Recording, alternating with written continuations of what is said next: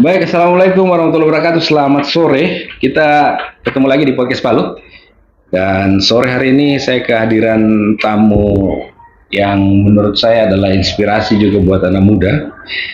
Yang tentu kalau di zaman 2000-an, waktu saya masih liputan di lapangan 90 2000-an, kayak ini masih di lapangan, aktivis. Ya. Aktivis 98 juga ya. Ya, Ini sudah hadir ya di Basma SH. Dan kita akan banyak berdiskusi sebenarnya, bukan wawancara, berdiskusi tentang bagaimana Kayadi ini mengawali karir sebelum jadi politisi. Nah, itu. Nah, saya mau menyapa dulu Kayadi. Assalamualaikum, apa kabar? waalaikumsalam. Alhamdulillah sehat, Kakak Roni. Wah, luar biasa ini. Sangat sehat. Ini momen yang jarang saya bertemu beliau, karena waktu di DPR juga ya jarang-jarang ketemu, jarang-jarang wawancara lah gitu. Tapi sekarang ada kesempatan, beliau ada di studio kami di Podcast Palu. Dan seperti saya bilang tadi, kita akan bercerita banyak soal bagaimana perjalanan karir Kayadi ini, mulai dari pengusaha juga ya, di awal-awal aktivis, Ya, boleh dikatakan. kemudian politisi. Wah, baik Kayadi, bagaimana bisa ceritakan di awal Kayadi sebelum jadi politisi? Saya mau berangkat dari situ. Makasih Bung Roni, Kakak Roni. Teman-teman sekalian, kalau soal awalnya, saya kan masuk perguruan tinggi negeri di Tadulako itu tahun 92. Oke. Kemudian aktif di 93-94 itu di bidang pers mahasiswa. Ya. Bahkan sempat menjadi pemimpin redaksi Oke. tabloid format majalah mahasiswa Ya. Universitas Tadulako waktu itu. Oke. Lalu kemudian menjadi sekretaris Senat Mahasiswa, dulu belum bernama BEM, Senat Mahasiswa Fakultas Hukum. Saya sekretaris, ketuanya waktu itu Kakak Muhammad Farbun Yunus, Oke. mantan ketua HIPMI. Kemudian setelah beliau saya jadi ketua Senat Mahasiswa. Seterusnya di tengah-tengah aktivitas kemahasiswaan intrakampus itulah kemudian kita bergelut dengan dinamika politik Era kebangsaannya di zaman Orde Baru. Orde Baru, oke. Iya. Sampai kemudian Haru Biru demonstrasi melawan Orde Baru termasuk di Palu sebagai salah satu, bahkan kota Palu saat itu menjadi 10 kota paling derajat aksi mahasiswanya paling tinggi. Wow. Di tahun 96, Ya. 97, 98. Ya, oke. Nah, kita di ekstra kampus kita bentuk FKMP bersama teman-teman aktivis Forum Komunikasi Mahasiswa Palu, kemudian organisasi menjadi FMIST waktu itu, Forum Mahasiswa Indonesia Sulawesi Tengah. Forum-forum itu kita bentuk sebenarnya sebagai langkah taktis berupa komite-komite aksi. Oke. Karena ketika itu kalau kita pakai BEM tentu dilarang oleh rektor. Ya. Kalau kita pakai bendera misalnya HMI secara formal bisa jadi dilarang oleh pengurus pusatnya dan seterusnya. Sehingga komite-komite aksi itu yang mewabah di eksternal kampus waktu itu. Oke. Teman-teman ada yang bentuk FMST seperti saya yang mendirikannya. Kemudian teman-teman HMI dan sejumlah teman-teman Cipayung itu bikin fokus fokus makar kalau tidak salah, Forum Komunikasi Mahasiswa Muslim, yang kemudian kita ketemu di lapangan untuk menyuarakan aspirasi menentang Orde Baru Ya. sepanjang 96-98. Oke. Itu aja. Kemudian tahun 99 buah dari reformasi kan kemudian terjadi percepatan pemilu tuh. Ya. Oke. Jadi pemilu terakhir sebelum reformasi kan adalah tahun 97. Oke. 97, 98, 99 percepatan pemilu dilakukan. Pemilu pertama pasca reformasi 99, saya kemudian terpilih sebagai anggota Panwas tingkat 1. Ya. Sekarang Ya. disebut Bawaslu. Ya, oke. Panwas tingkat 1 Provinsi Sulawesi Tengah. Secara administratif saya tengok Ya. termudah sebenarnya waktu itu, karena waktu itu sumber rekrutmen Panwas se-Indonesia itu adalah dari kalangan mahasiswa itu normatif tercantum di Undang-Undang Pemilu waktu itu. Dari mahasiswa, tokoh masyarakat, tokoh agama, tokoh adat itu berkumpul di Panwas, direkrut oleh pengadilan tinggi setempat bersama pengadilan negeri, lalu di-SK-kan dan bekerja. Tapi waktu itu kan belum masih temporer, belum menjadi lembaga tetap seperti Bawaslu kini. Itu setelah menjadi anggota Panwaslu Provinsi tingkat 1 tahun pada pemilu 99, itulah terus KPU. Yang sempat tahun 2000 itu mendirikan ini kan lembaga pendidikan komputer. Paradigma. Masuk ke tahun 2003 itulah saya terpilih menjadi anggota KPU provinsi. Termuda juga. Termuda waktu itu. Kalau saya tidak salah. Iya. Kemudian 2008 anggota KPU juga. Nah, di KPU provinsi memang akhirnya saya mencalonkan diri kembali bersama teman-teman yang lain tidak lolos. Dari 5 yang lama, saya yang lolos menjadi KPU berikutnya 2008-2013 sebagai periode kedua. Nah, lepas 2013 pensiun di KPU itulah persis pengurusan administrasi pencalegan 2014. Nah, ditariklah oleh teman-teman aktivis yang ada di banyak waktu itu kan sampai sekarang bergabung di Partai Nasdem. Jadi awal 2014 itu saya diajak oleh teman-teman mantan aktivis 98 di Partai Nasdem, termasuk Pak Ahmad Ali yang mengajak saya juga untuk bergabung. Nah, persis pengurusan berkas, nah sudah saya ikut juga, dan waktu itu di meja teman-teman administrasi Partai Nasdem waktu itu saya ditunjukkan dapil yang masih kosong. Maksudnya dari 6 dapil waktu itu DPRD provinsi, semua sudah ada isinya gitu, sudah ada jagoannya.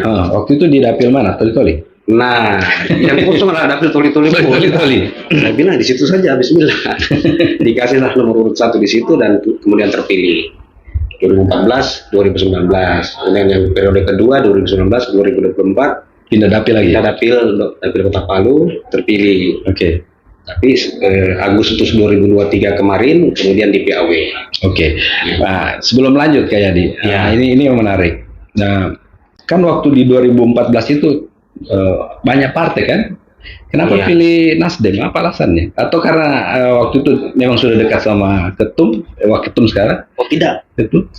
Tidak ya? Itu tadi karena hampir kawan-kawan seperjuangan di lapangan saat Haru Biru melawan Orde Baru 98 itu banyak kumpul di Partai Nasdem. Ada Bahar, ada Muhammad Maskur, ada banyak lah, Atta Mahmud dan lain sebagainya. Maka ketika peralihan waktu itu dari Yusuf Lakaseng termasuk mantan aktivis ke Ahmad Ali, Pak Ahmad Ali mengajak saya, terus pengurus lama juga ikut mengajak saya. Jadi klub. Saya mengambil keputusan ikut berjuang di partai itu, dan ditunjukkan itu tadi dapil yang kosong masih ada, tapi dapil toli-toli Buwon. Lalu saya iakan dan maju. Kenapa suka Nasdem? Apa istimewa Nasdem saat itu sampai kayak mau diajak sama Nasdem? Nah, yang pertama Kak Romi, kalau pilihan saya jatuh di situ, pertama banyak teman-teman mantan aktivis di situ. Yang kedua, kan saya bisa terbilang 10 tahun di KPU 2 periode dan 1 periode di Bawaslu, berarti kurang lebih 3 periode menjadi penyelenggara pemilu. Saya memilih Partai Nasdem untuk menunjukkan kepada publik bahwa saya tidak dalam masa bekerja sebagai penyelenggara pemilu itu tidak ada main mata atau bikin deal bahwa setelah pensiun di KPU masuk ke partai Komio. Kira-kira begitu. Kenapa? Karena Partai Nasdem pada pemilu 2014 adalah partai baru yang ikut pemilu di 2014 sebagai pertama kali dia ikuti pemilu. Mengerti maksud saya, Bang? Partai Nasdem tidak pernah menjadi peserta pemilu Ya, sebelumnya. sebelumnya baru. Baru. Saya kira saya mau menunjukkan kepada diri saya pribadi dan kepada publik bahwa selama mengurus penyelenggaraan pemilu, saya tidak intim dalam tanda petik ya dengan partai-partai peserta pemilu yang lain yang ada, yang saya layani, kira-kira gitu. Itu kira-kira itu spiritnya di situ. Dan yang itu pertama, dan kedua, ketiga, semangat kebaruan yang ditonjolkan oleh Partai Nasdem sebagai satu-satunya partai baru yang ikut pemilu waktu itu 2014. Hasil verifikasi nasional kan banyak nih, ada 40-an mendaftar. Satu-satunya partai baru yang ikut pemilu adalah Partai Nasdem kala itu. Yang lain adalah partai lama. Kira-kira begitu pada 2014. Spirit restorasi kemudian juga membujuk saya untuk berkiprah di situ, kira-kira begitu waktu itu. Nah, di tahapan kayak dulu di DPR. Nah, waktu di 2019 itu kayak diminta untuk di Dapil Toli-Toli. 2014 di Dapil Toli-Toli. Nah, kayak ini kan domisilinya di Palu, terus betul. Ditunjuk untuk ada dapil kosong di Toli-Toli. Dan kayak terpilih. Apa rahasianya itu? Karena biasanya kan orang kalau bukan di kampungnya susah dia terpilih. Nah, rahasianya sebenarnya menurutku adalah network. Jaringan, jejaring itu kan satu grid di atas jaringan. Jejaring adalah jaringan yang terkoordinasi, terkonsolidasi. Nah, saya memiliki jejaring di konsolidasi KNPI waktu itu. Karena waktu itu saya pernah menjabat ketua KNPI Provinsi Sulawesi Tengah itu di periode 2010-2013. Jadi persis masuk pemilu 2014, ini yang betul-betul saya manfaatkan untuk perjuangan politik di pemilu 2014. Termasuk pula, dan yang terpenting dalam pengalaman saya waktu itu adalah konsolidasi tokoh. Kenapa saya perlu konsolidasi tokoh? Karena memang seperti yang Kakak Roni bilang tadi, dalam konteks domisili saya jauh dari daerah itu, dan seperti merambah hutan untuk membuat jalan-jalan baru. Dan beberapa tokoh yang saya temui termasuk khususnya adalah Pak Haji Aziz Bestari. Nah, saya ajaklah kemudian beliau untuk ikut berjuang di partai ini, dan beliau bersedia. Jadilah beliau sebagai ketua Partai Nasdem Toli-Toli waktu itu. Nah, beliaulah salah satu, bahkan beliau menjadi tim perjuangan saya di level Kabupaten Toli-Toli. Nah, selain Bol ya, kan ada dua kabupaten waktu itu. Jadi jaringan OKP di KNPI plus jejaring tokoh lokal itu yang kemudian saya organisir untuk memenangkan kontestasi waktu itu dan terpilih. Nah, setelah Toli-Toli kemudian 2019 incumbent lagi ini caleg di DPR provinsi. Kemudian ditunjuk pindah ke Palu. Di Palu, dapil kota Palu gitu kan. Nah, saya lihat di waktu momen itu kan kita pasca bencana itu. Kayak itu gencar mendorong untuk bagaimana pemenuhan hak-hak penyintas itu kan. Saya juga kayak ikut turun ke jalan gitu kan. Bisa terpilih lagi di periode itu. Kemudian kayak dipakai ilmu apa lagi? Biasanya pindah-pindah begitu susah sekali itu. Meyakinkan dapilnya kita kan. Itu kalau soal tips atau jurus yang Kakak Roni maksud, saya percaya soal network, saya percaya soal jejaring. Nah, bahwa kapasitas seseorang itu kan ditentukan oleh sejauh mana ia dipercaya oleh orang-orang. Nah, kalau kita dipercaya oleh 5 orang, maka optimalkan 5 orang itu untuk kemudian menyampaikan kepada yang lain. Maka 5 orang ini akan bisa menjadi 50 orang ketika 5 orang ini memberi kepercayaan kepada kita. Dia akan bercerita, begitu seterusnya. Secara apa itu runtun ke bawah. Nah, kayak model MLM lah. Jadi kalau kita punya 5 orang yang kita yakini sebagai teman baik, kita jaga persaudaraan dan kepercayaan dari dia dan juga sebaliknya, maka 5 orang ini pasti bercerita kepada masing-masing 5 teman-temannya, masing-masing 5 keluarganya dan seterusnya.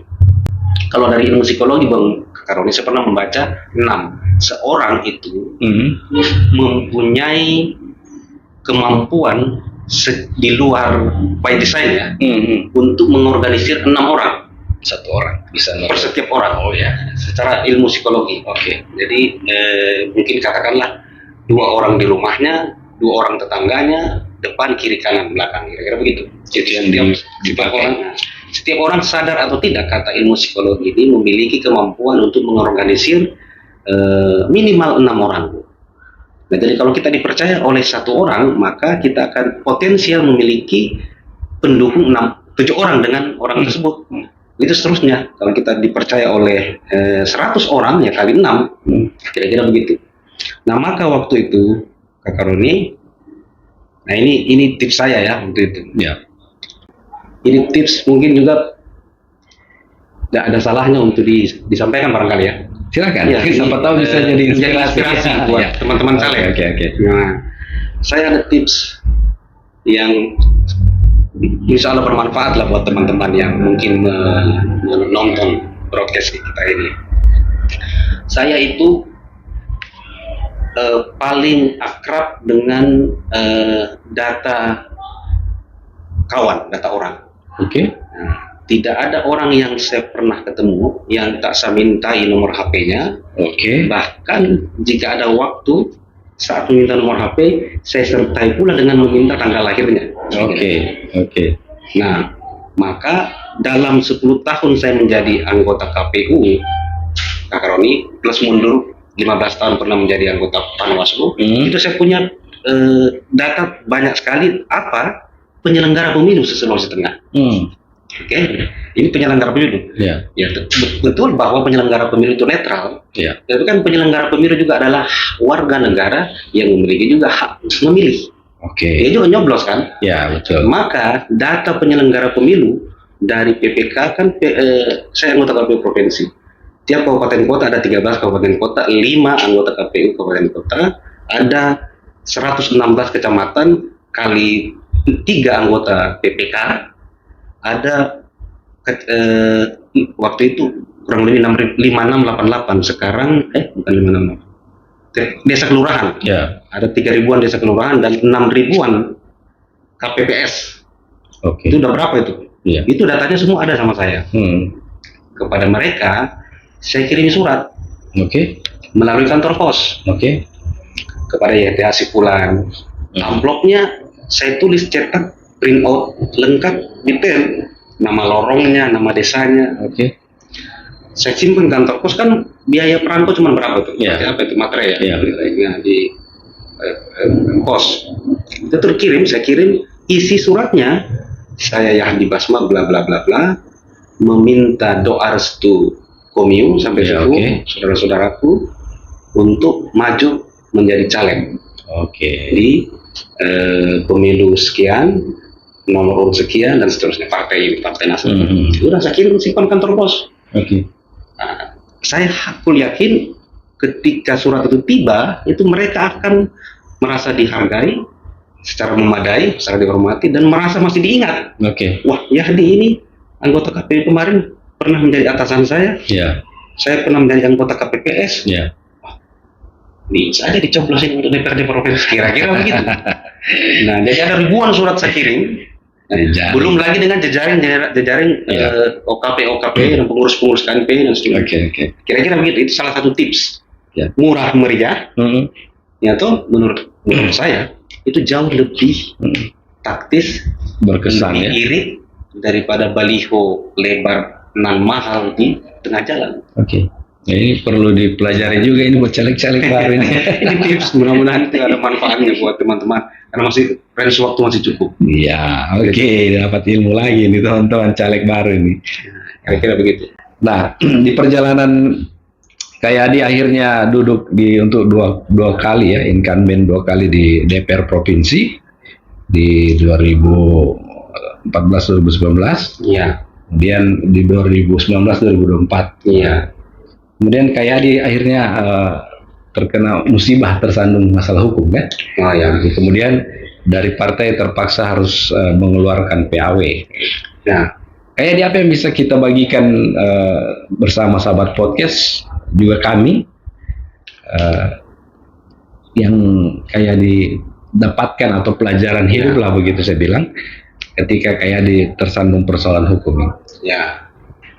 Ya Kak Roni, soal itu ya kemarin kan bencana itu terjadi 28 September 2018. Oke.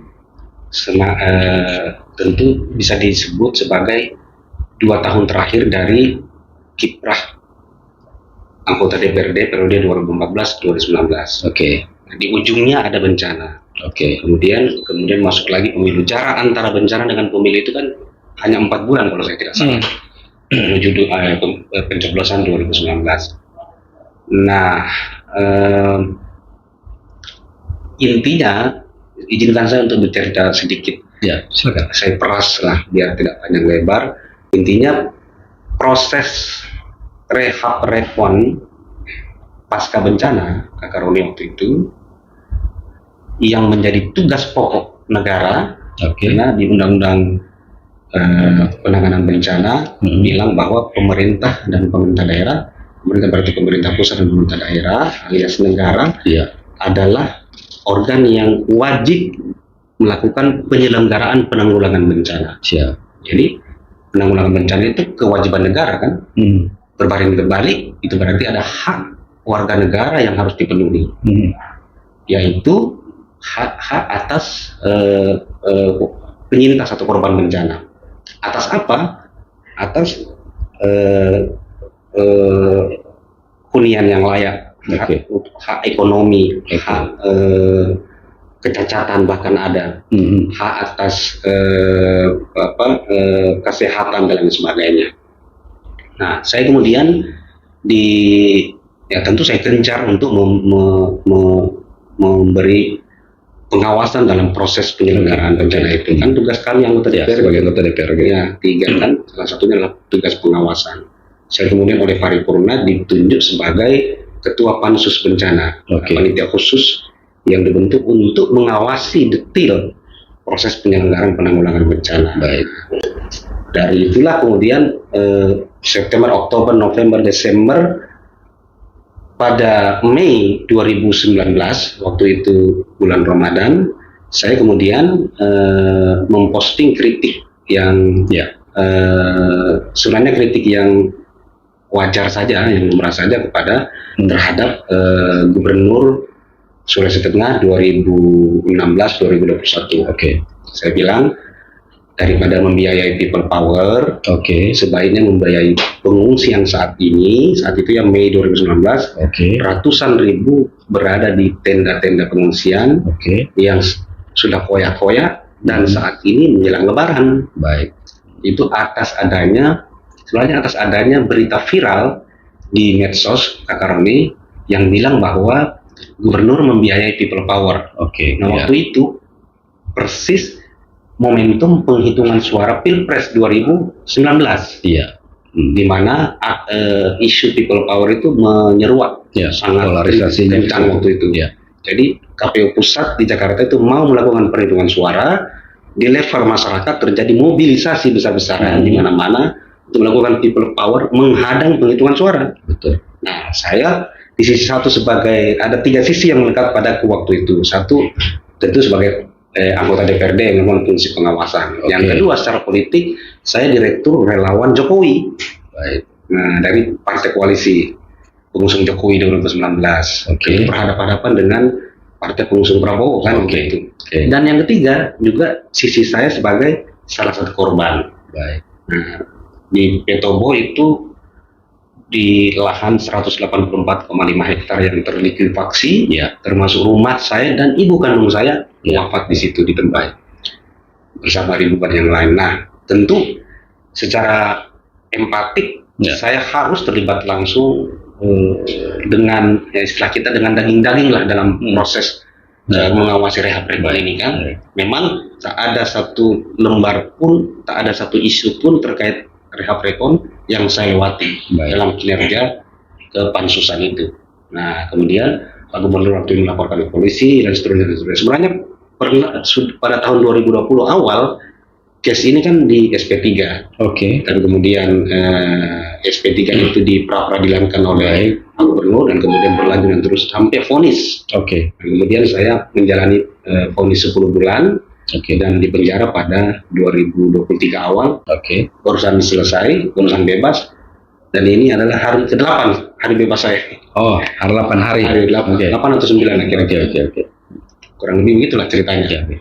Nah, poinnya kalau soal pembelajarannya kata Roni, saya peras lagi secara ringkas ya. Kan, menurutku kan semua kita ini sebagai makhluk, ini mungkin aspeknya lebih teologis. Oke. Kan semua kita 8,05 miliar manusia di muka bumi ini saat ini ya, kurang lebih. Kalau di kita di 3 juta di Sulawesi Tengah, pasti memiliki jalan takdir masing-masing yang Allah Subhanahu Wa Taala sudah tetapkan. Nah, saya kira maka kemarin itu saya meyakini saya menjalani ketetapan Allah sebagai bagian dari ujian, dan cobaan, bahwa ada aspek dunia yang perlu saya sampaikan, itu adalah bagian dari asbab antara lain, ya, dinamika asbab antara lain, bahwa saya kira kebebasan berpendapat, kebebasan berekspresi itu kan salah satu tolok ukur indeks demokrasi kita dalam kehidupan berbangsa dan masyarakat.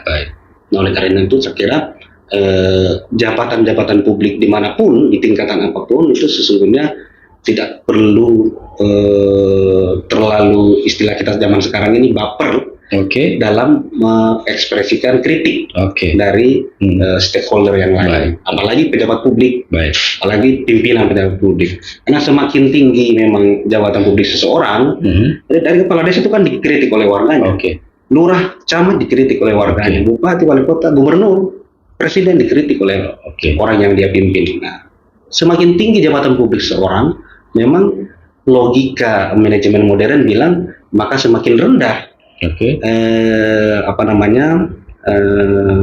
area private-nya.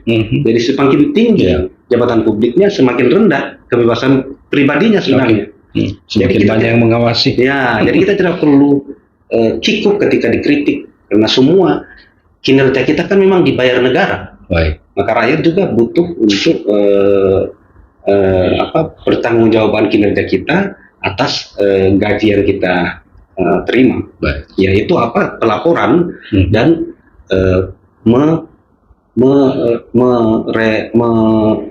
mendaur ulang kebijakan itu ketika dikritik. Kalau ada kritikan yang terhadap kebijakan yang keliru, ya kita perbaiki dan kita produksi kebijakan yang baru. Nah, menurut saya sesederhana itu, sehingga jika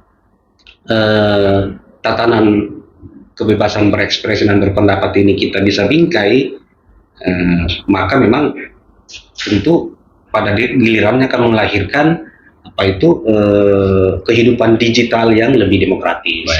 Nah, memang pengalaman yang terakhir dari saya, ya memang kita juga tidak boleh reaktif. Kan saya waktu itu reaktif. Reaktif memforward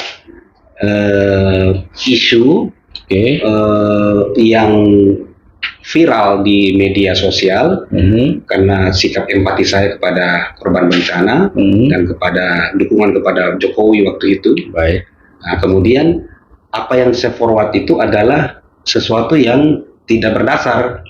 Nah, makanya waktu itu saya dilaporkan 3 orang, ya di basma saya, kemudian 2 orang yang memviralkan itu. Tapi keduanya ini kemudian di PTS-kan, entah kenapa, yang diproses adalah saya. Nah, kira-kira begitu. Ya, terakhir dari saya kalau soal itu, ya sudah, saya sudah menjalaninya, dan gubernur sebagai pelapor waktu itu kan Pak Longki Janggola. Saya kira tidak ada di antara kita, masyarakat Sulawesi Tengah khususnya ya, yang tidak menaruh hormat dan penghargaan kepada beliau sebagai orang tua kita, tomauge kita, apalagi gubernur. Beliau sebagai orang tua kita di sini, orang tua masyarakat Sulawesi Tengah, plus gubernur 2 periode malah.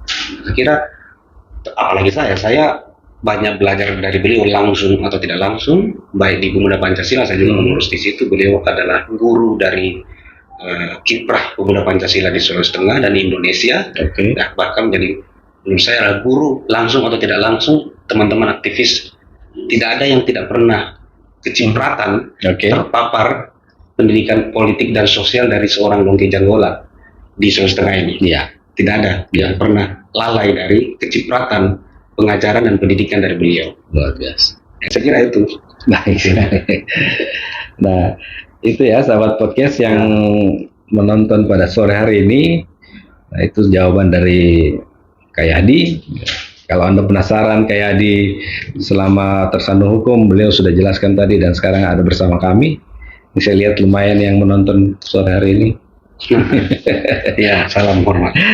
Baik Kak Yadi. Nah, Kak Yadi kan akhirnya pada saat itu di PAW oleh partai gitu kan, di PAW oleh partai. Nah, tentu hak-hak Kak Yadi untuk di politik di DPR itu sudah tidak ada lagi. Nah, sekarang adalah pertanyaan saya, setelah di PAW, Kak Yadi masih mau berpolitik dan setia ke Nasdem atau ada partai lain yang mau dilirik kalau masih suka di politik?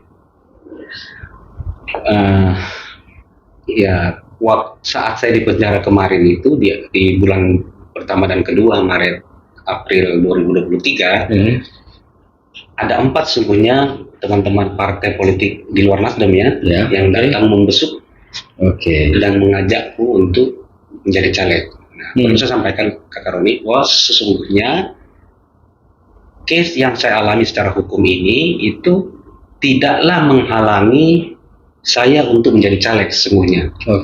Karena ancaman hukuman delik yang saya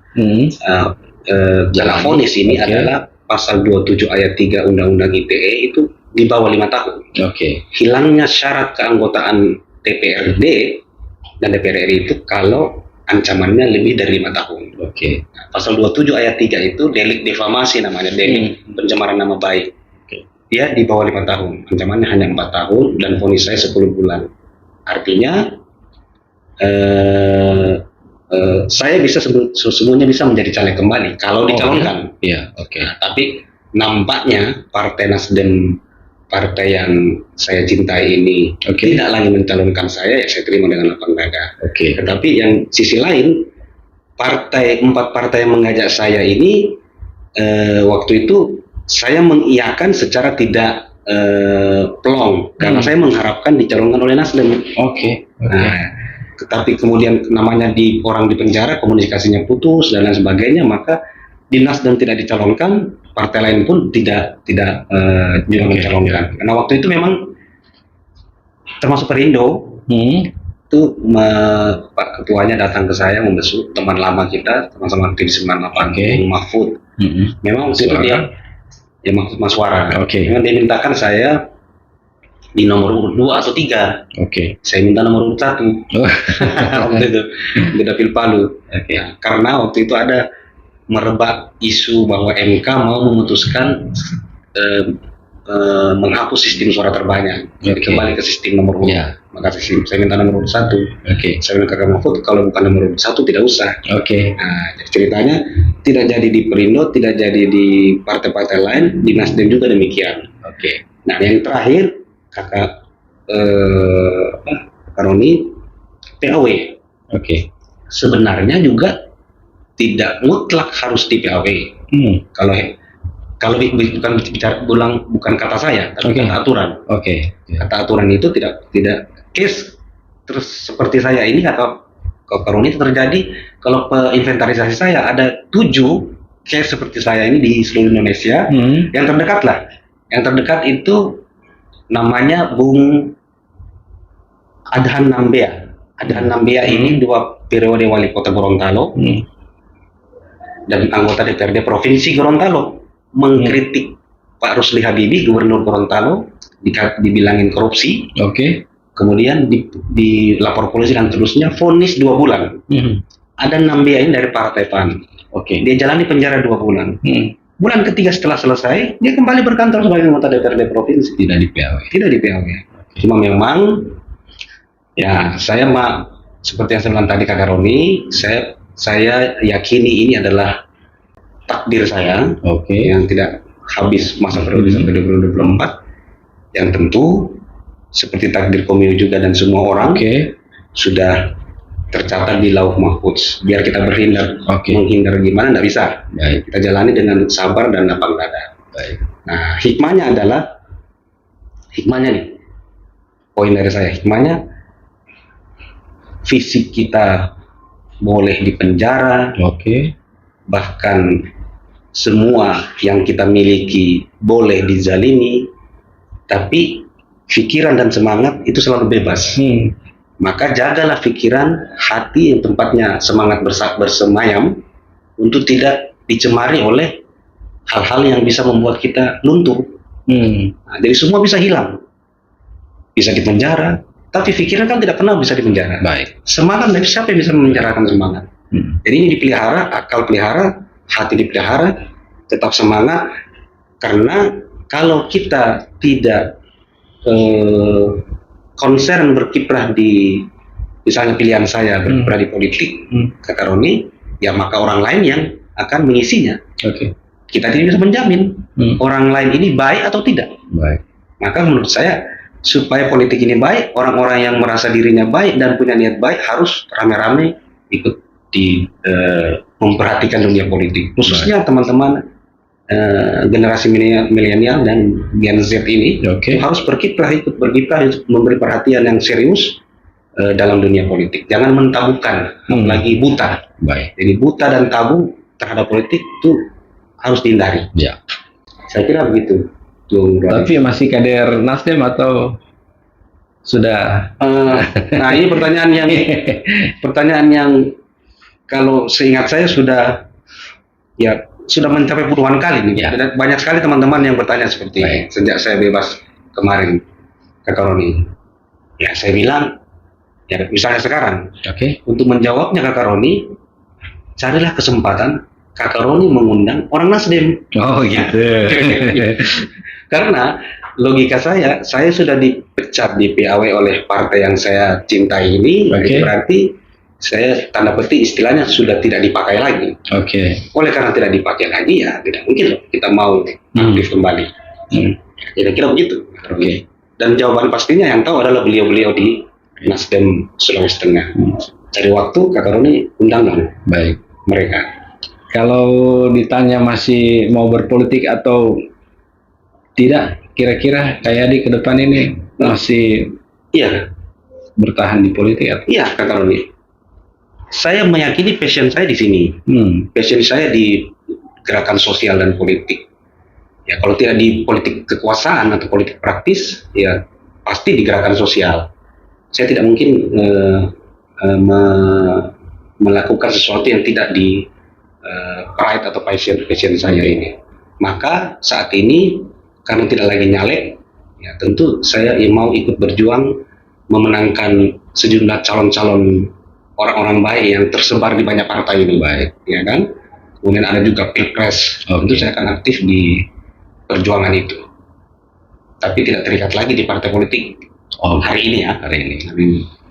Ada yang menawarkan dari partai lain? Menawarkan caleg. Menawarkan untuk bergabung jadi kader partai lain? Ya. Banyak ya? Banyak, ada beberapa. Itu belum dijawab? Lebih dari 3 partai.